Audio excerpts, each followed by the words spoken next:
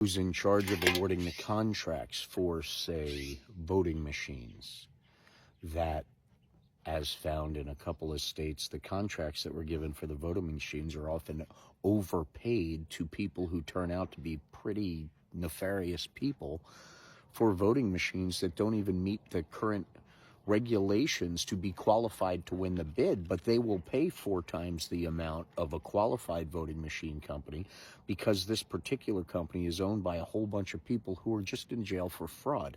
Yes, that actually happened. So that's something from small positions. And by small, I mean not something that would ever be on the radar of your normal human being in a democracy.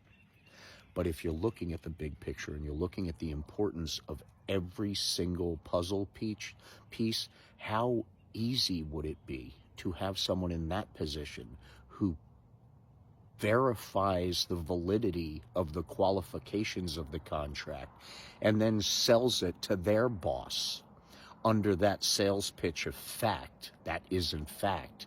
And then their boss says, you know what, I think it's a good idea to pay 4, 5, 10 times more than the other guys.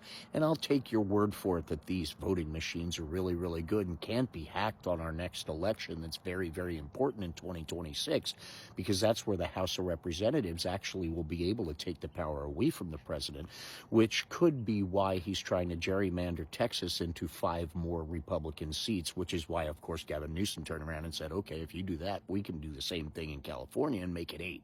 And now it's a countrywide thing. So if you follow the bouncing ball through everything, you have the county clerks, the inspectors, and everyone working for one nefarious thing to put tools on the table that are easily manipulated, easily programmed, easily stolen, easily votes changed, whatever.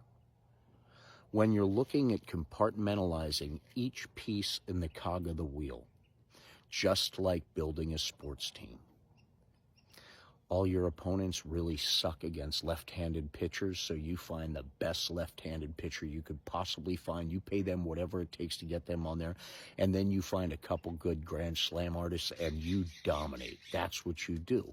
So you spend the money, sometimes nefariously, sometimes ethically, sometimes not. In politics, usually not. And when you have someone like Donald Trump, who has been sued for every criminal, nefarious thing, from 10-year-old little boys to scamming hundreds of millions of dollars, in a position to have every world power forcibly come to the table under the guise of, let's just say, tariffs, and walk away with no extra tariffs, maybe a couple of breadcrumbs for the citizens. But Trump has a brand new freaking golf course, resort, or casino in that land, maybe 4 or 5, or maybe just a takeaway, take-home doggy bag like a $400 million jet. And yet every single attorney general, every single pick put on his team by the Heritage Foundation, which includes, as they bragged, more than a year before the 2024 election, that they have more than 100,000 operatives, their exact words, not mine, in place nationwide in inconspicuous positions to assist them in their directive. That was their words on many occasions. Then it was buried with all the other distractions in the news. Why are there so many distractions in the news? Because that underlining story I just told you is the big picture. And if you have something as potentially profitable, like the next big wave of investments, let's just say crypto, or electric cars, or internet, or whatever, space travel, any of those type things. Or you just have a whole bunch of really, really rich people who have friends that are in trouble that could use pardons at $1 million, $2 million, $3 million, $36 million apiece. It's a very profitable position to be in if you have the people putting together your team and the access to all the tools you need to do it.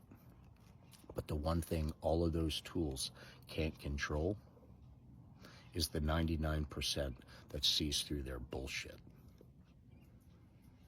Because we got more talent, more power, and more voice, more strength than any other organization in the world. So stay diligent, stay educated, and be kind. We are all in this together, and we will fight, and we will win, and we will do it peacefully. God bless.